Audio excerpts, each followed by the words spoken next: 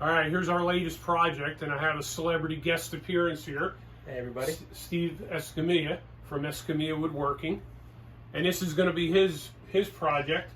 And I mentioned in last video that we're going to be putting this bike together from all the parts I had laying up in the attic.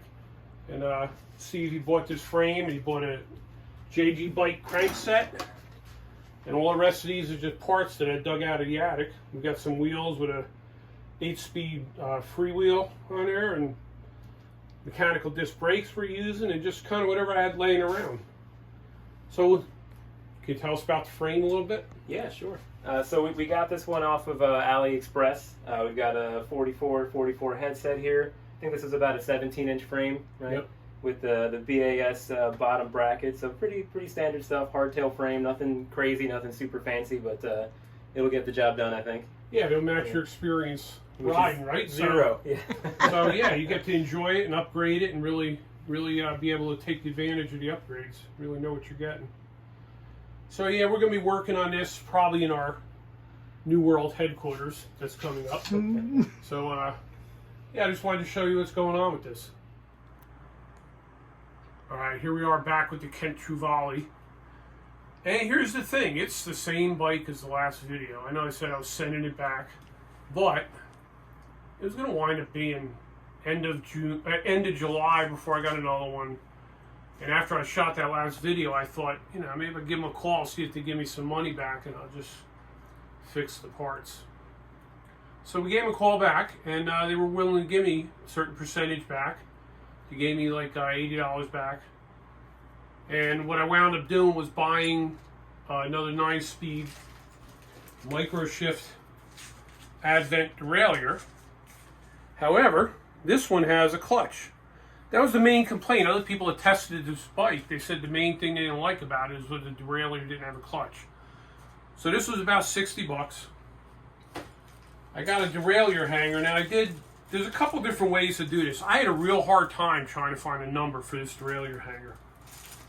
Now this one here, I got from derailleurhanger.com. Is it .com? Yeah, .com. Where you send them a picture of your existing one, and they match it up with another one. So they said it was a $386, $40 for this thing though. This one, we did the Google search thing, and completely different number, and it came from the UK, and it's supposed to fit Fuji and Cube bikes, $15 delivered. So I got them both because I didn't know. I thought maybe one would be wrong or I wouldn't get one in time. They both look like about the same. There's a little edge on these on this one here. I don't know if you can see it through the bag, but it's got a little raised edge. And this one doesn't have that. I think the thickness of the derailleur hanger makes up for that. It probably isn't going to matter. But this one is more like the original, and it was cheaper. So that's where we're at with that. So I got Aaron here who's going to true up my wheels. I'm going to take the fork off. I'm going to grease the bearings. We're going to put this thing together. Oh, and I got the brake hanging there. I also found out I had no front brake bolts in the box. So that was another thing, but I got plenty of that kind of stuff laying around. So we're going to get working. We'll show little bits and pieces as we go, but it's all kind of boring stuff you've seen 100 times. So we're going to get to work on it. It's in the truing stand, and it's off pretty good. Both sides. Wow. So we're going to have to work with this one. That's for sure. Okay. Let's see. That's all you need. Just yeah. Whoa. Yeah. It's out. Okay.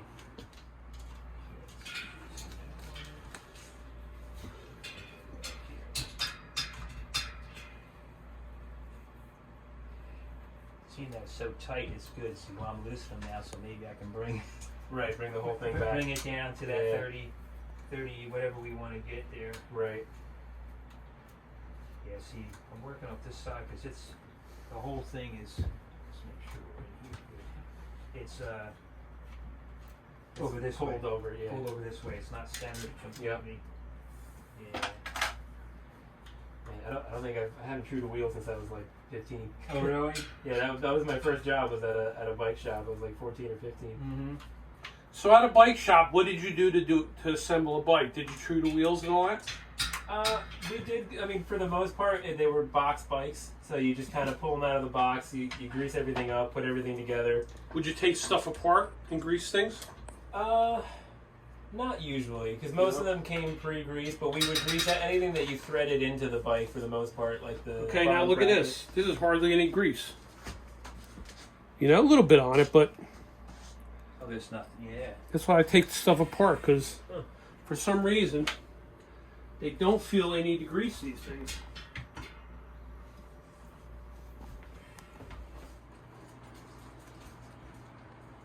Tension on them. Tension is really tight. Try to gauge things.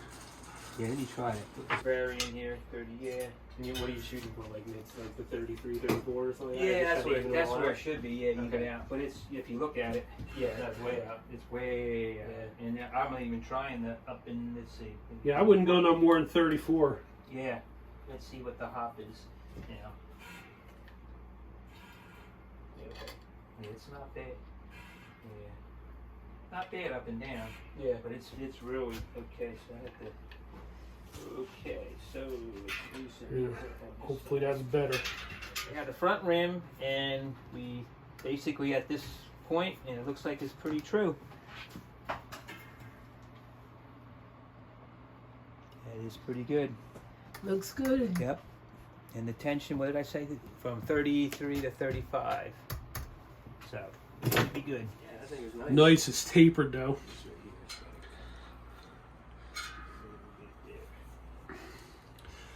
So Steve, you want to see something? Sure. I'm going to show you. You'll probably hear them say tapered and not tapered and all that. Right. So you see the size of this bearing up top here? Mm-hmm. And then you look at the bottom one. See how big that one is? Right. So when you got two different size bearings, like if you look at your bearings, both are the same size. Right. So that's non-tapered. So what that means is then you could put a fork that has a bigger stem on the bottom and it tapers up so it flexes less, it's stronger. So the taper gives you a more rigid A more rigid fork. Okay. So it's like a wider base. Like see, Yeah. this is actually not a tapered fork, so it's a straight shaft fork.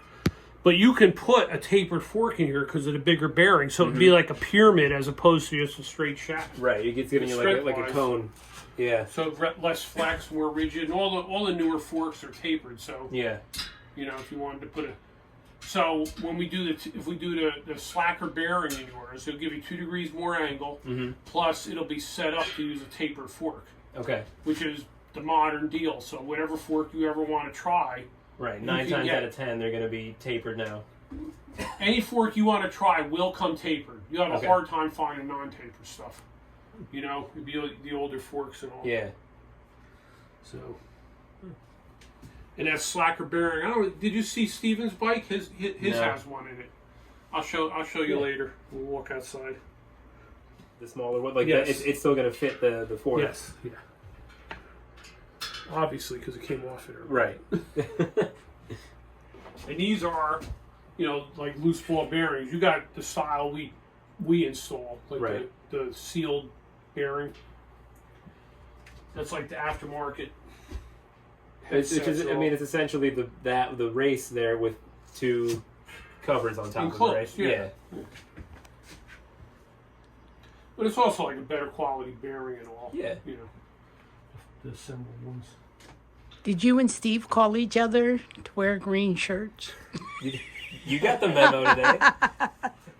I got green Even on there. there. Yeah. Green. It's a green AZ party. and green. It's a green night.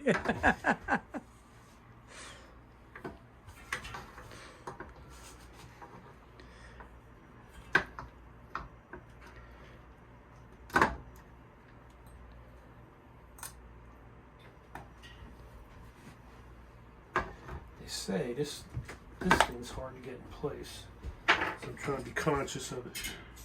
One of the guys that reviewed it.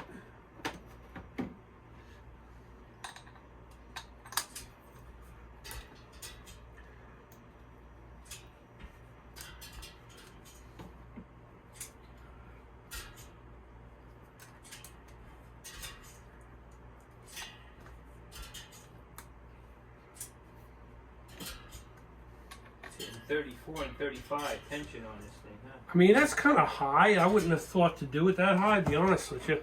34, 34, 35. But I guess that that's where it winds up being consistent. Yeah. You wouldn't think on a factory rim you'd go that high, but I guess know. some of them were that high already, right? So, They were, yeah. so guess that's the way they roll. Yeah. The lowest is 33 on one of them. A Yeah, couple of them. But it should. 33 to 35. That's an acceptable 35, range. Yeah, 33 to 35. And it is, I mean, can you get it closer, anybody? I mean, that's like just whispering past that, man. I think it's pretty, it's a little, but I think it could be in the rim. There's a little hot. Yeah. Could be the weld joint. Yeah, that's what I'm saying. It's a little hot there, and I don't think it's. Yep, 34. 34. 35 on that one. 34. 34. 35. And let's take it here. And we got 35. So that's where basically we're there. So I think this front rim is good. We have the rear rim now, and we're going to see how much it is off too. Let's see. Yes. It's off center some. And, oh wow, it's up and down. Yeah, it's off. And let's see what the spokes, what did I do with my, let's see what the tension on the spokes are real fast. So this one's going to need to work with here. Okay, we're at, 34. 33. So not bad. It's like almost 35. Okay. 35. Okay, so we can work with it, Tracy. It's not bad. Okay, then you work with it here and see what we got. All right, so this does have mechanical discs, which are not my favorite, but I took the pads out just to look at them. They look a lot like Shimano pads to me. So I measured them, and I'm going to look them up and see if I can cross-reference them to something Shimano, because then I can get ceramics, I can get semi-metallics. But look at the surface area. I mean, for a mechanical brake, that's a pretty big surface area. I mean, that's really what it comes down to, how good they're going to work, is how much surface area you got. And it's got a 180 rotor up front and a 160 rotor in the back, so they're probably going to work pretty good for mechanical brakes. All right, so it's all together. Everything worked out good. I had to do a brake spacer. It was missing the bolts for the front brake. It was missing a spacer, I guess. I mean, I must have had one at some point. The wheels you probably saw in different clips, how far out they were. I don't think that's unusual for a store-bought bike. You're not going to get Walmart truing up wheels, but it's something to look at. And then I want to mention the rear wheel. The bearing adjustment was so tight, them bearings probably would have overheated and got messed up. So we had to readjust the bearings. And the big part of the puzzle, the derailleur and the hanger. I was a little worried because one of my viewers had said he had a similar problem, and it wound up being a frame issue. So I really was a little bit worried, but fortunately the replacing the hanger and the derailleur made it all work. Check out this chain center line now. It's right on the money. It's right straight. I think the main issue is in the hanger, but the derailleur might be, the original derailleur might be bent a little. So I wound up getting $80 back from Walmart. I spent $60 on a clutch type derailleur, so that was an upgrade. The hanger bracket I wound up using was $15, so that's $75. And the 180 adapter with the bolts was $12. So what does that equal? 87. So, you know, I spent a little bit over. I spent about 90 bucks putting it together, but I'm pretty happy with it. I shortened the bars a little bit because I know who's going to ride it. He didn't like, they're probably about 750 millimeter now. And yeah, it's all together. Shifts great. And the next time you see it, we're going to be out test riding it. So I hope you come back and see that.